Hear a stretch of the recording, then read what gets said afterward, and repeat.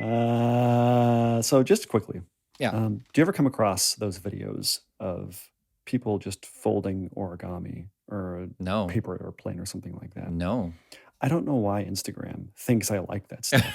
Right, The but now you're second getting that it I all over see, the place. the second that I see it's like a half-folded piece of paper with some hands and a camera facing downward, I flip up immediately.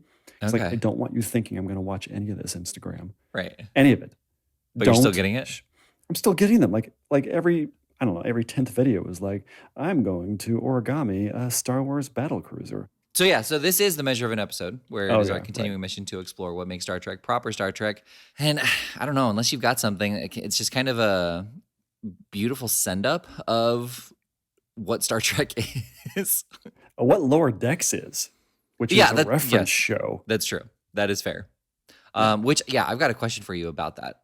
So I've been Jonathan. You've been Jonathan? I am Jonathan. All 15 seconds?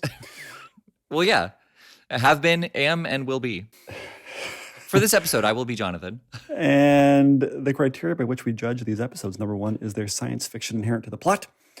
Number 2, is that science fiction unique or novel in some way? And number 4, is there a moral or ethical dilemma? I've been Paul. And I have been and always will be Jonathan. And this week we watched season 4, episode 3, In the Cradle of Vexilon. And so when I did the Siri generated or thing, it came up as In the Cradle of Exxon. Oh, nice. All right. And to Exxon which, with 2 X's. Right? I kind of figured. So to which the blurb is stated as, Bill leads his first away mission on an alien megastructure.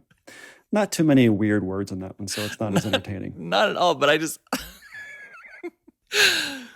I mean, again, like it's kind of the same thing where if you're watching the show and you know the characters, then of course you're going to know who Bill is. But I just like that it's Bill. It's Bill. It should be a new name every time, by the way. It should be Lower Deck should become an anthology of different named people. Different people. I think an anthology Star Trek show would be pretty fantastic. Yeah, I don't know. I feel like that's what the temporal one would be. Oh, you're right. But we need the ship. You know what I mean? I don't want it to turn into a character thing where we follow one character and see their arc throughout the whole episode. I don't want time wasted on that. So when you have established characters doing stuff, you don't have to waste time on introducing them every single goddamn time. Right. That's fair. You know. Yeah. I don't like character stuff. No more character stuff in television. Just at all, ever. Who cares about Breaking Bad?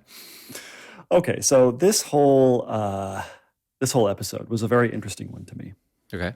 Let me tell you why. Yes, please. Because I felt like the plot line, not that interesting. I felt like, I think there were 3. There was Bill. Yep. Who was having a crisis of leadership. Well, he was leading his first away mission, on an alien megastructure. Right, yep. As it was said. Yeah. We have the captain who was being a tech person for the 7 million year old computer, which was weird. Yeah, go ahead. It felt like she was overcoming some sort of challenge for herself, that she felt like she had abandoned her roots as a tech person, and this captain stuff was getting in the way.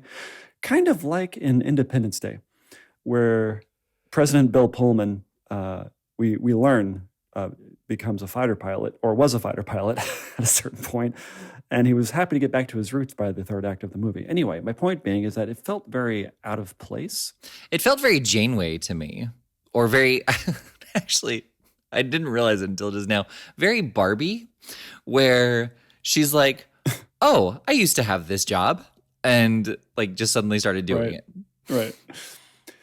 Yeah, it felt like it should have been another character, but they needed to have that actor in a certain number of episodes, and so they made it her for some reason. I don't know. It felt like we were missing a piece of why she was there. Right. And I know you're going to say that they kind of handled that. When somebody says to her, maybe we should get an engineer here who knows what they're doing. And she's like, no, I took a class in college, undergrad. Oh, I feel like that was the most dismissive way of handling it. Like, that she might have well said, like, I just finished studying, or like, I've always wanted to try this. Like, how hard can it be? I saw a YouTube video on this exact thing. Exactly. Yeah, it just felt, because yes, you could argue that her inexpertise caused the problem, but I don't think it did. I felt like she kind of did everything right, but it failed anyway. And then she kind of saves the day. Like no one comes and saves the day in terms of someone who, like, she beams down whoever owns the ferret, the guy with the mustache. Mm-hmm. It would have been kind of an interesting bridge between Boimler and the captain in that they're both learning how to delegate. Right. Because delegation is key to leadership. Yeah. You can't just do it yourself, but it just came out of nowhere, both of them, but they didn't do that. That wasn't the lesson of the captain's dilemma. No. So, but that is a really nice parallel that would have tied up everything nicely, and it's a shame that they didn't do that. They did not do that.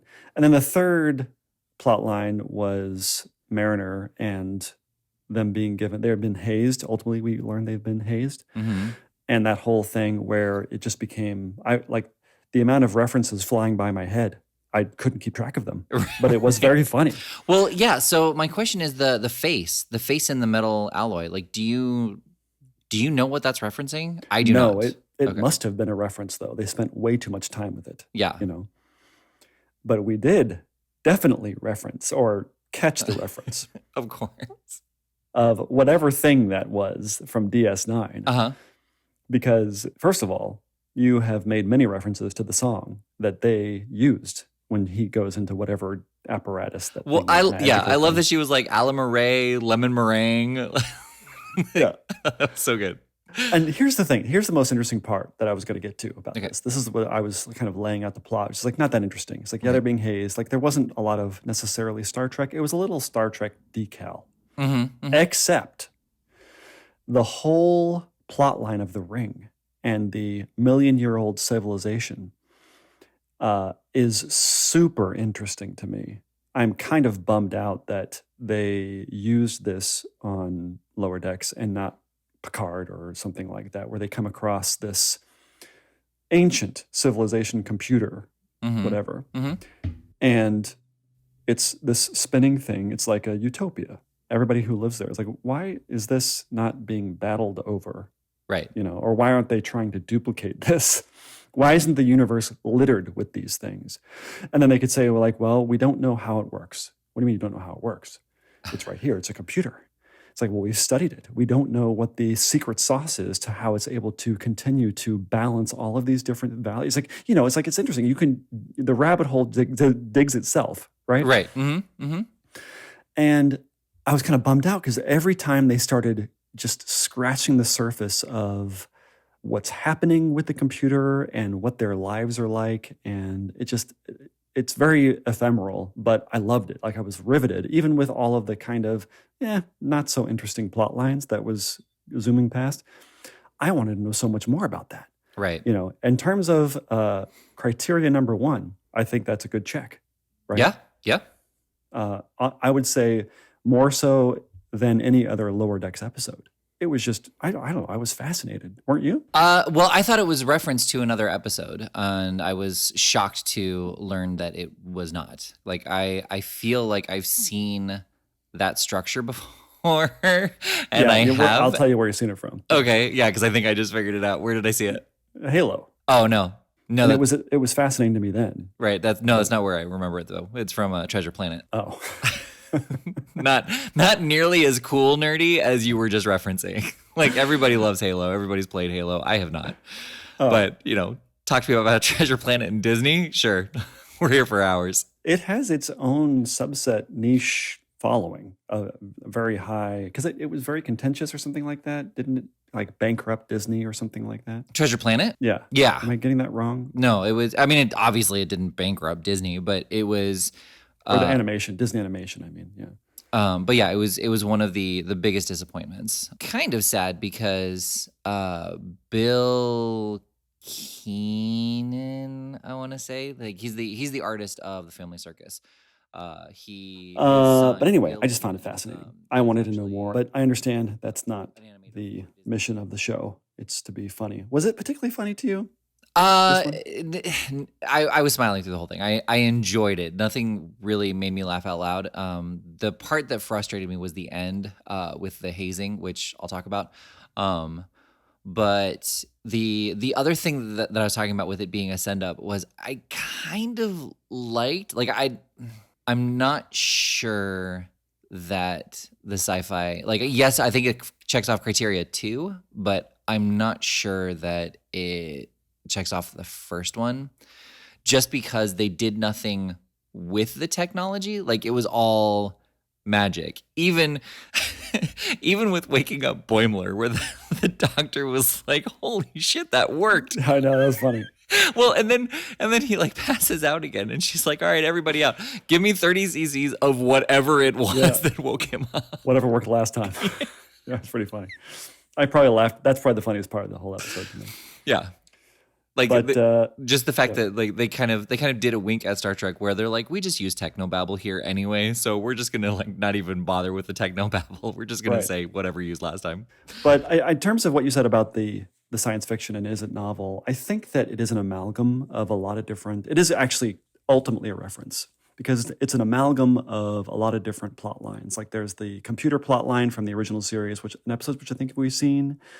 And there's also a next gen episode where they encounter a computer that we've also seen, where they don't know how to fix it, and it's the kid one. It's when the bow breaks. Yeah, that one has a computer that's old and ancient, and it's a utopian society, but they just can't have kids anymore. Right, and their computer is emanating radiation or something like that. Whatever, but it's not a new concept, I guess. But I liked the mixture, right? I liked the batter that came out. I liked the brownies that they made. You know? Yeah, I agree. It took me a second, right? Yeah, but, I mean, I guess that is something. Like if you're taking pieces that all are familiar, yeah, I mean that's kind of what we're talking about. So, all right, yeah, I guess that's an interesting thing is that this show, I don't know if it's trying to create new and interesting science fiction story, right? So yeah, I would completely agree. Not in terms of what Lower Decks is and what it sets out to be. I think it did a pretty good job of referencing Star Trek, which is kind of its thing. Right. Using it to forward a plot line. And I think they successfully did that. So sure. Yeah, I mean, yes, this is a love letter to Star Trek, and this is a fun show to watch, and this was a good episode. But I think, just recognizing our criteria, we just have to hit whether or not, because we've had episodes of Lower Decks that have been a very solid, proper Star Trek episode. Yeah, yeah. And you could say that the ring is fairly novel. They haven't encountered a ring like that. And I think that the only thing that we've really come close to is the Dyson Sphere in Next Gen. Right. Yep. I was going to say that. At least in terms of the episodes that we've seen at this point.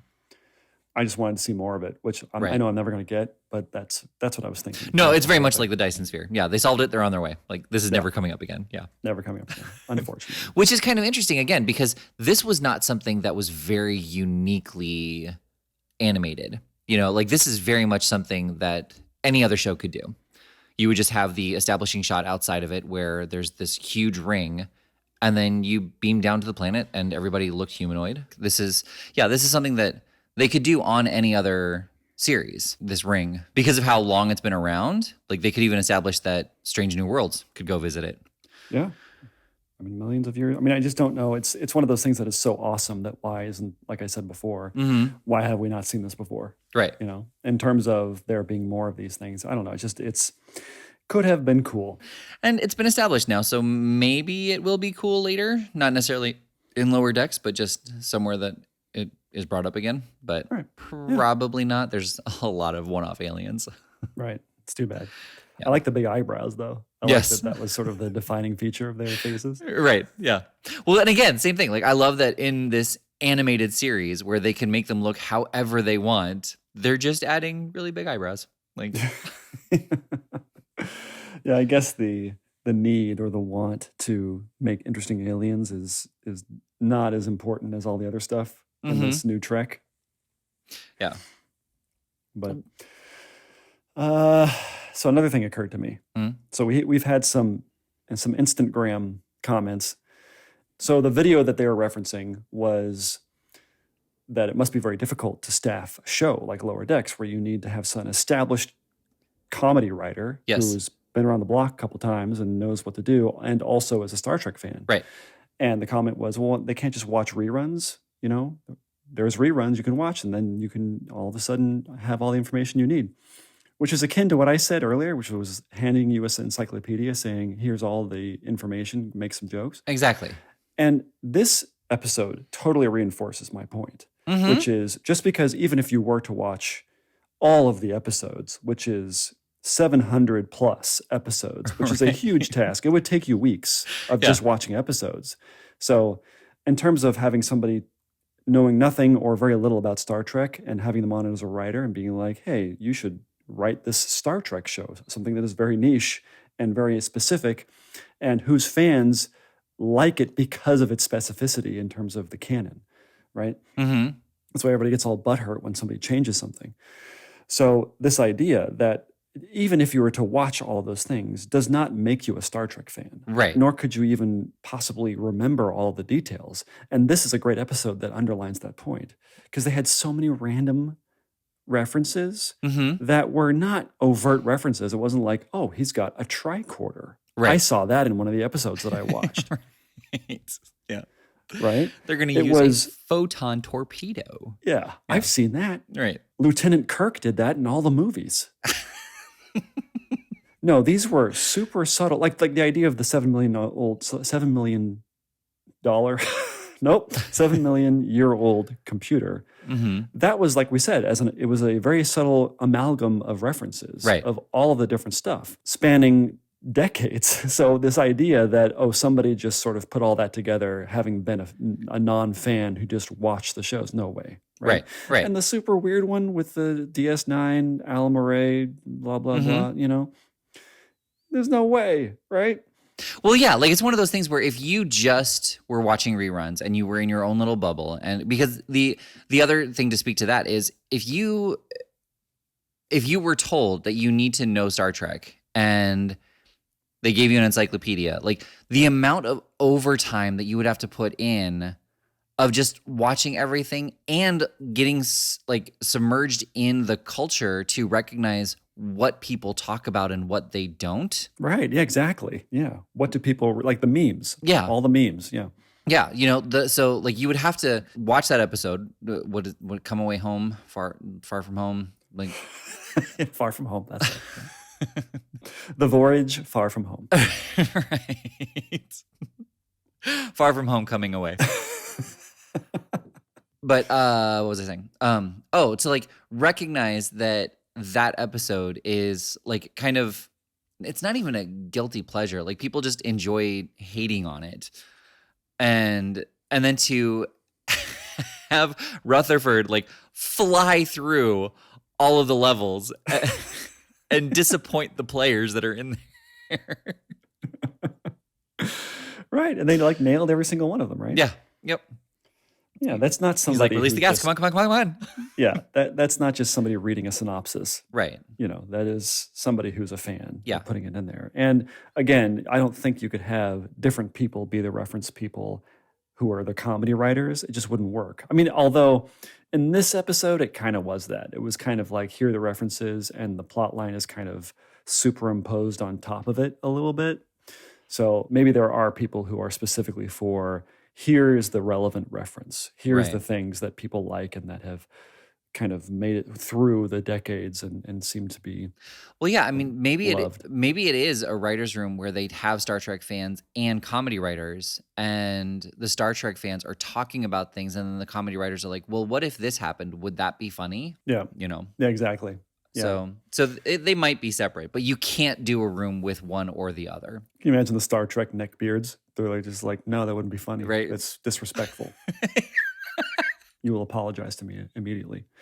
It's kind of, what's the guy from The Office? The guy that's like super into Battlestar Galactica? Dwight. That guy. Yeah. You know, Dwight, yeah. Yeah. A bunch of Dwights. Well, and did you catch, like, I love that they didn't do anything with it, but just the faceplate, you know, he was like, wait, my whole life was a simulation. I miss my wife. Which I didn't get. I didn't understand that whole artifact. Oh, it was the great, it was the Picard episode where like the thing beams into his brain and he's sitting on the bridge and like everybody's trying to figure out what his problem is, but he's living his life on like in his mind of this other culture. And like the Inner Light? Yes, that one. I feel With the terrible. flute? That like, yeah. Picard? Yeah. I mean, the most famous I know. Next Gen episode ever? That one? Well, and I was like, it's like the Inner Light, but it's not that episode. And then like, as I'm talking through it, and I was going to say, and like, he keeps playing the flute and like getting better at it, like in the Inner Light, because that's the episode I'm talking about. Not the one with Picard where he plays the flute and keeps getting better at it. Not that one. Right. No, I was remembering the culture. I forgot about the penny whistle until like I was talking about him getting older, and they were showing that by him playing the penny whistle and getting better at it. And I'm like, the Inner Light. And you're like, no, that's not it. What is that? Right? What is that one? No, it's on the tip of my tongue. Like Lessons was kind of a spiritual sequel to it. Like, Right. It wasn't outer. It wasn't like an outer plot line. It was more like inside of his mind. that spark that There's like a beacon of his life, of like a bright beacon of his inner self. it's called something like Inside Spark. Oh yeah, but I didn't understand. Was that an Inner Light reference? I assumed it was just based on his like I miss my wife. Like that's. Can you imagine, just to go off on a little rant here, can you imagine the psychotic break Picard would have upon waking up after having lived his whole life, and then waking up, he's like, oh yeah, you're still 30, you know, and he missed, like, everything was a lie, never existed. Can you imagine? Like, he would be just destroyed psychologically. I don't know, because I've thought about that too, but like you can have really vivid dreams, and then when you wake up, you're like, yeah, I still remember, but I recognize that it was just a dream. So like, yeah, like 50 or 60 years though of just a day after day after day, and you could argue that the technology stopped him from doing that somehow, or like it was able to make it so he didn't just break down into his brain wasn't mush when he wakes up. Right. Well, yeah. I mean, again, kind of the same thing. Like you can have time pass in your dream at a fairly faster clip, you know, and then just recognize that even though there were days or weeks in your dream, like you were only asleep for 8 hours. That's true. I have had dreams that are very vivid and where it seems like a lot of time is passing. I've never had one though where, first of all, that was linear. Second of all, that was 50 years. Right.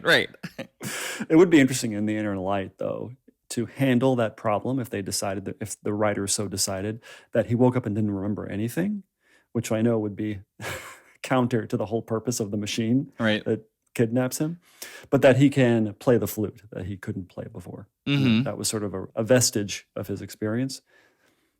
But I like how I just rewrote the Inner Light to make it shittier. Right. Well, yeah, like it's one of those things where we talk about like they shouldn't do that. Right. Like, you know what they should have done? Do. They should have had him remember those things. And then when he sees the penny whistle. But they didn't do that. They didn't do that, thank God. But that room, how about that room? You know, there's another thing, like, oh, they have this artifact / reference room that they can go into. I want to know more about that. I'm glad that they didn't just go across, kind of like they have in a couple of the superhero movies, where it's just a wall of framed references that they just walk past in order to get the reference quota. You know? So I just looked it up, and it's a Betazoid gift box. It's not the Inner Light, then you were right. Yeah. So I did wish, here's one thing that I wish happened. Yeah. And I feel like this would have made it more interesting and a little bit more science fiction-y. Okay. Is that the ring is spinning, and it's spinning to create gravity. Gravity, right. I'm assuming, right? That makes sense, yeah. Yeah. So I wouldn't have been funny that when the computer breaks down and starts malfunctioning, that it doesn't stop spinning. That would just murder everybody and turn everybody into jelly, but it slows down.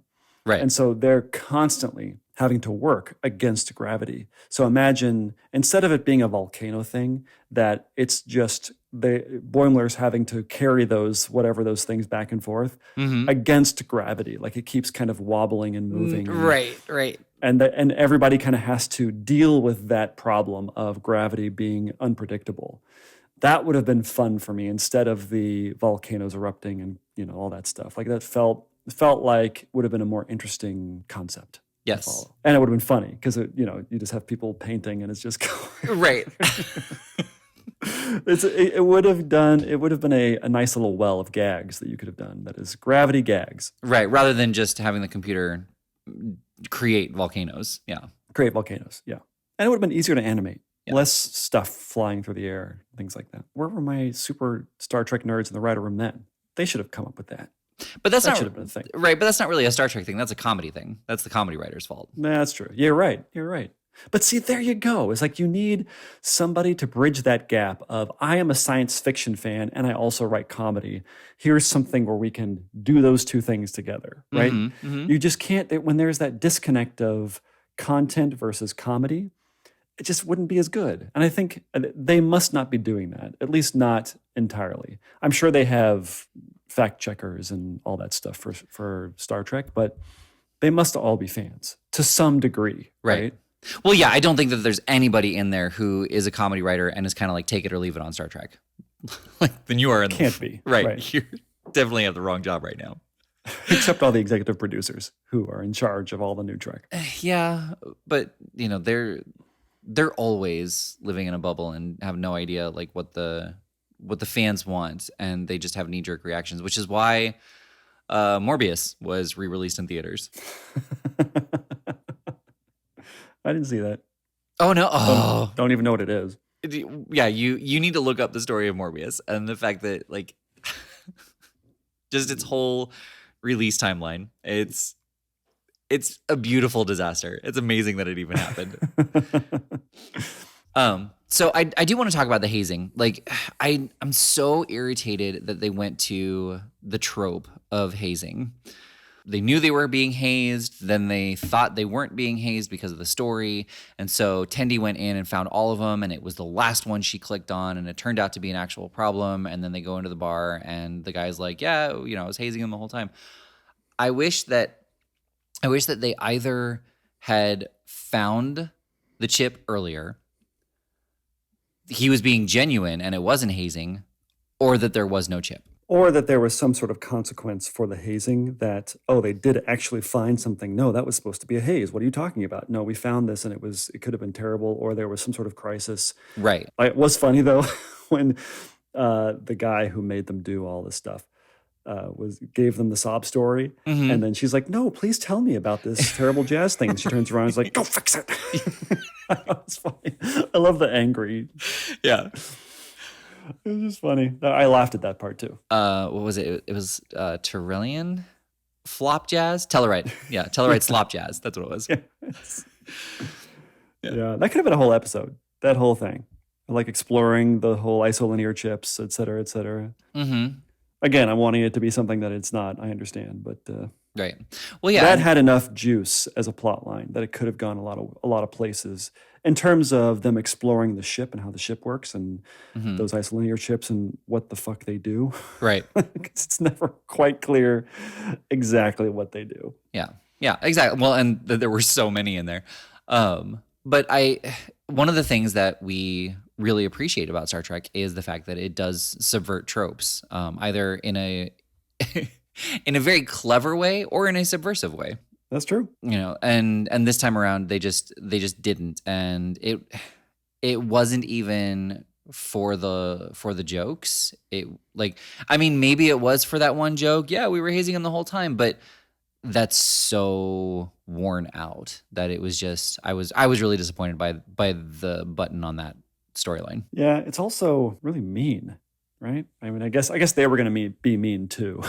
Right, but everybody's being way mean, more so.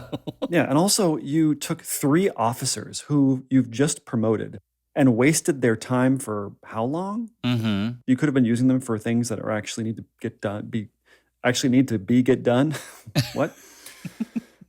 Yeah, you know what I mean. So it felt like, are you being a good commander, Ransom, or whoever the other person was? It's like I don't know. Right, not great. Right. I mean, it was also kind of downtime. It might have been.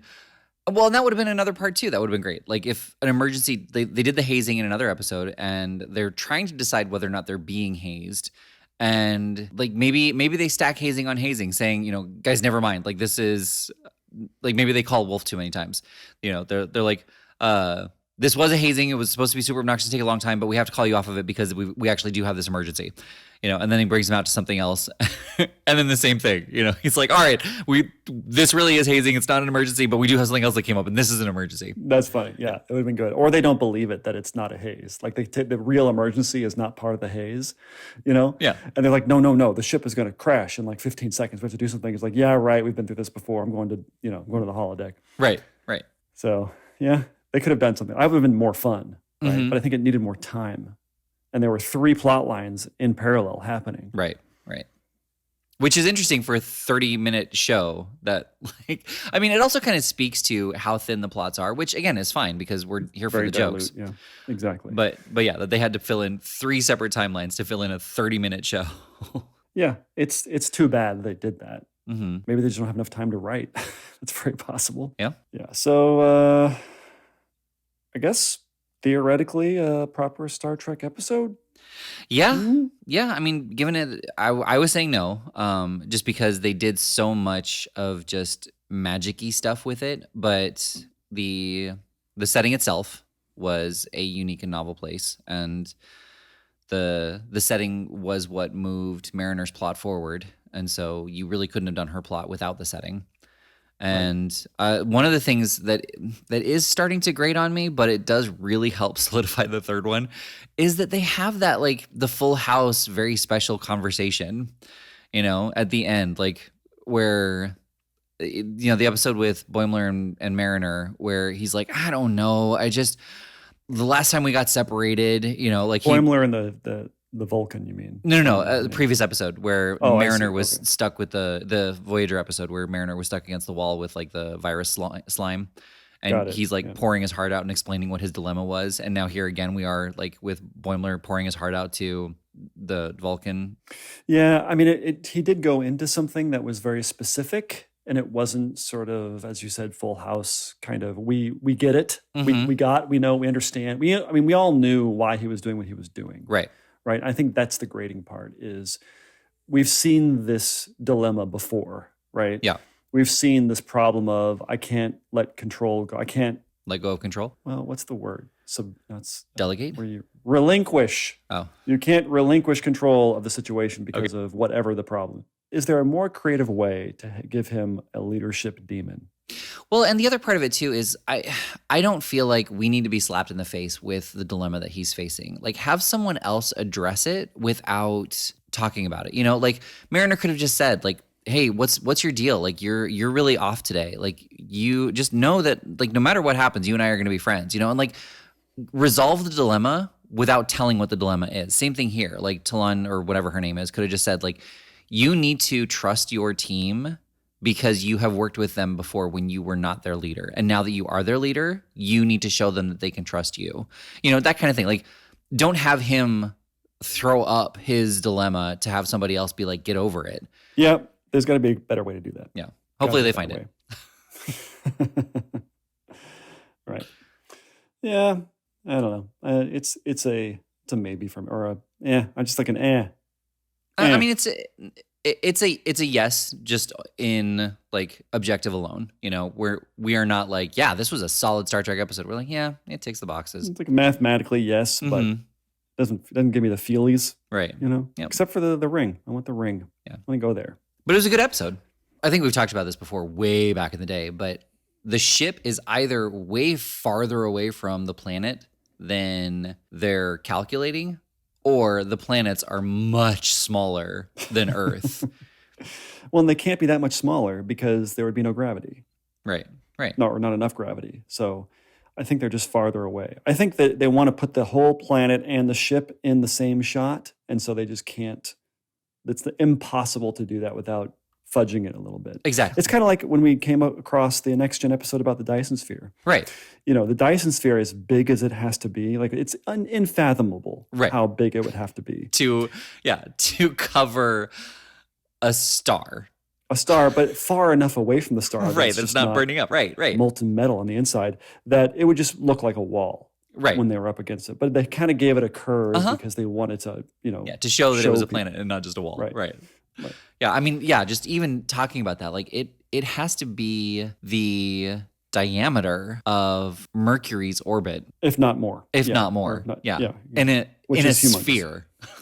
Yeah. Like the amount of material that's needed to make that. They say that there wouldn't be, in our solar system, there would not be enough material to create a Dyson sphere. Yeah. Which gives you a sense of how interesting that plot line was that they just like brushed over because they wanted to have Is it a Dyson Scotty. sphere? Right. Yeah. Is it a Dyson sphere? Yes, it is. Well, set a course away from it immediately. Well, again, I mean, there. Just going back through our episodes, there's that the episode with the people who were cryogenically frozen and they found them in space, and Picard's like, I can't be bothered with that. That is a problem, isn't it? We did kind of unearth a curiosity problem with Picard, right? Like, I don't even know what it is because like frozen people are definitely archaeology, which is his thing. Like, which would have been the most fascinating thing. Don't have time for this. Right.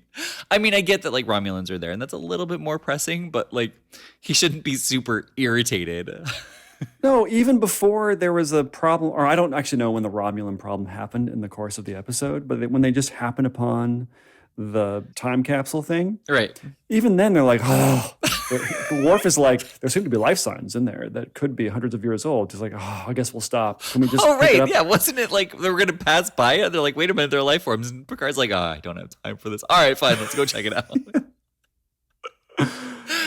And then they're time travelers, and he's like, just one more problem on my list. Like, I know. I'm so tired of this.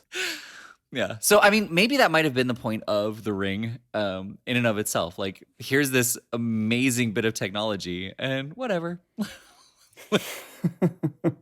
That might have been something that they were paying homage to as well. Possibly. Wouldn't that be nice? Yeah. I mean, that may be giving the writers more credit, but also at the same time, like it might not necessarily have been an homage. They might have just remembered that other episodes did that and they thought it would be hilarious. Well, is that an homage if they did the same thing? Right. Well, if Picard would have found it boring, then everyone else should find it boring too. Right. That would have been amazing. Like Mariner's having her little crisis and they're talking about how amazing this feat of technology is, you know, and she's like, do you think Picard would care about this? Then why should I? Yeah. But they didn't do that. All right. Well, okay. So it's on the books. Yep. A genuine Star Trek episode. Yeah. All right. What are we watching next week? Is it Lower Decks season 4, episode 4? Well, yeah. I mean, if we're sticking with this pattern, for the next 7 weeks, we've got nothing but Lower Decks. Oh boy. Good. So this is the Measure of an Episode Lower Decks edition. So that was the other thing. So last week's episode, the blurb was Mariner tries to get demoted, Rutherford tries to get promoted, and Boimler makes a big move. There's our 3 plot lines. This week's episode was Boimler leads his first away mission on an alien megastructure, and that's the end of it. And then same thing with next week. Tendi is summoned back to Orion for a wedding. It's something borrowed, something green. That's true. But if you think about it, none of the plot lines, well, the Captain plot line and the Boimler plot line connect, obviously. But the Mariner one does not at all. Right. In fact, could have been in any episode. So maybe that's what happened. Like if it's not they have this little vignette of things that are totally orphaned from any plot line. Mm-hmm. Do they even mention anything having to do with Boimler and the Captain? Yeah. Nothing about the Captain and nothing about Mariner and her crew. So wait, what's the blurb for the new one? Tendi is summoned to Orion for a wedding. Oh. Maybe this will be the most interesting one of the whole season. We never know. So that was off of memory, and the only word that I missed was back. Tendi is summoned back to Orion for a wedding. Oh. Sorry. Well, that must be where she's from. That makes the whole difference. Now I'm excited. See, it's important to use every word. Usually, when you're summoned, you're summoned for like a death in the family, not for a wedding. Or it's your wedding, like in the Spock and T'Pring episode. Oh yeah. T'Pring. I'm glad that's done. I mean, it's kind of like Boy Meets World, you know, Topanga. I've never seen that show, but I know Topanga. I'm sure there's got to be references like that in this show that we just don't know. Right. That they bury stuff. Oh yeah, for kind sure. of like when you have a license plate that is an inside joke. It's like, why? I What's see the you point? ate one. Am I? Yeah, don't get me started. Okay. Well, I've been Jonathan. And I've been Paul. And this has been The Measure of an Episode. But you already knew that. Is that Dr. Shax?